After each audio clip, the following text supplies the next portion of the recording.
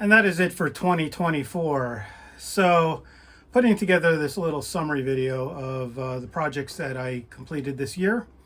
Of course, doesn't include anything that's been ongoing or things that I've put off until later.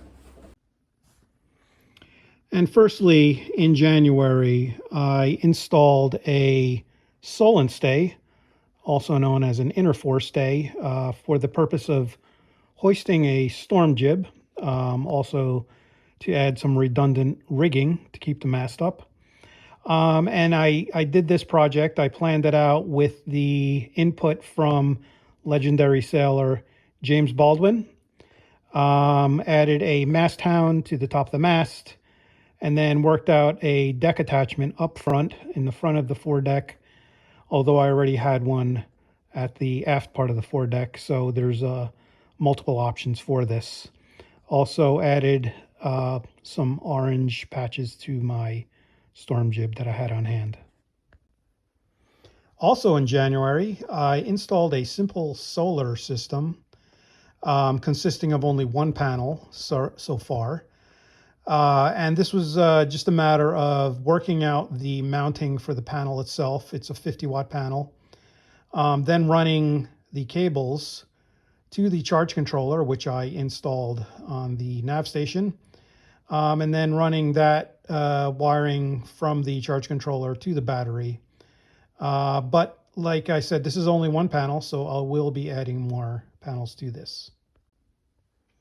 Moving on to February, I knocked out 6 easy projects, and these were all little to no cost.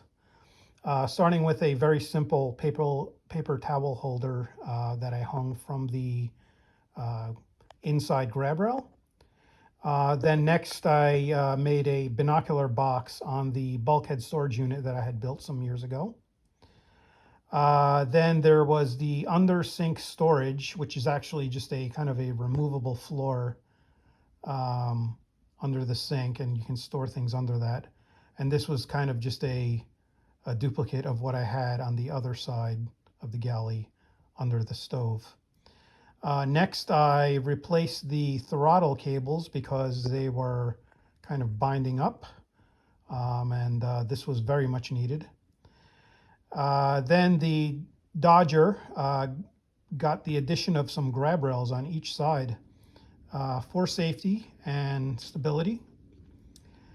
And lastly, I added more sound insulation to give a little bit more peace to the inside of the cabin, because the Yanmar 1GM10 engine is quite loud at lower revs especially. In March, I published a video entitled Long-Term Review of Projects, which was kind of a follow-up on several projects that I had done years earlier, and just seeing how they did with the test of time. I do have a part 2 to this video, but I will publish that separately rather than trying to squeeze it into this particular video. In April, I introduced the Rex RX670Z, a walking foot sewing machine that I had been using for the past year. And really what it was is a unbranded Sailrite, the original Sailrite that the company was making way back. And with that, I covered the fabrication of weather cloths, as well as the unique breakaway system that I'm using. In May, I fabricated a outboard rail mount rather than just buying one, which would have been probably a lot easier. But this one that I made out of some scrap hardwood and a piece of stainless sheet metal, as well as some U-bolts, really looks good, and I think this will probably outlast anything made of plastic. In June, I did a few canvas projects. First, I did some bunk lee cloths. Did a couple different variations on this, and I still continue to modify them.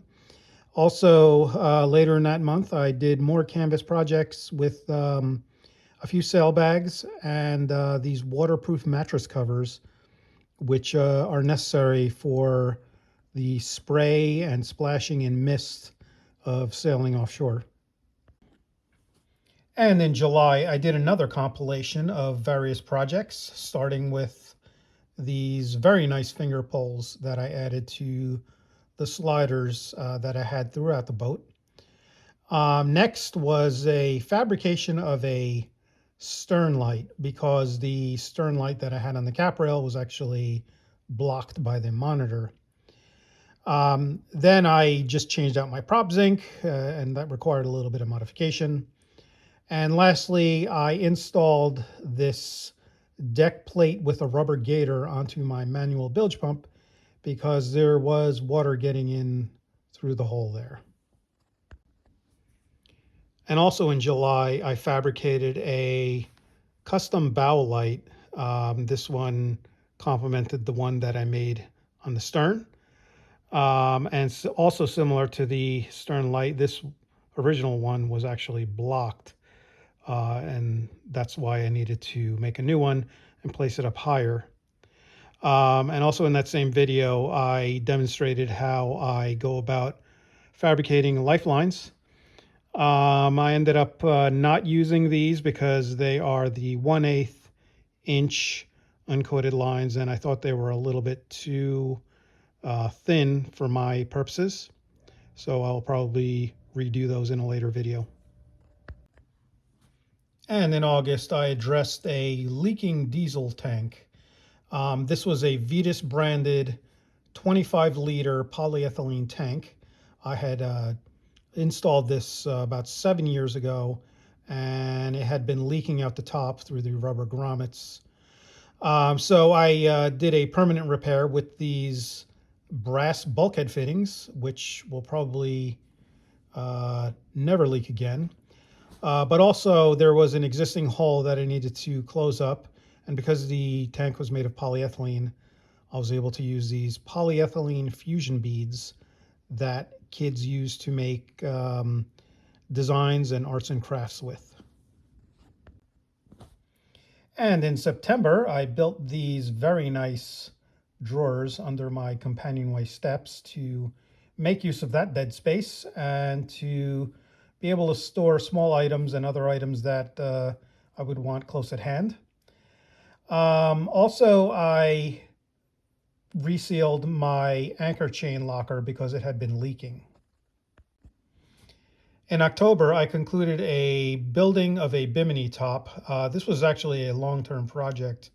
I had acquired part of a frame years ago, but it also required adding supports and kind of figuring out the best way to position it, and then finally sewing up some canvas to fit this. So this is one project that I'm very much looking forward to using to get out of the sun with. And one of the final projects for 2024 was the projects that I did with the stanchions and modifications.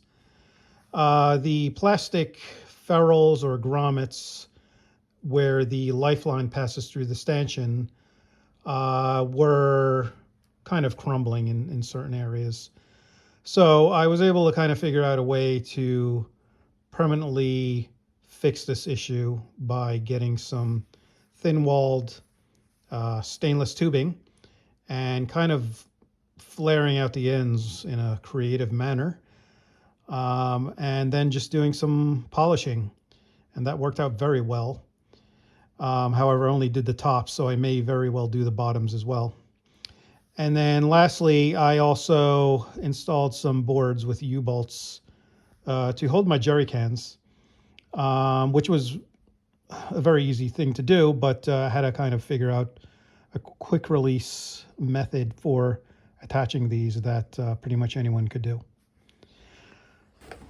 And that is it for 2024. So, like I said, I didn't include anything that's currently ongoing. And I do tend to do several projects at a time. So as those get completed, I will put together a video. And the last thing is my best friend here had a landmark birthday of 16 years old. And we are just taking it one day at a time.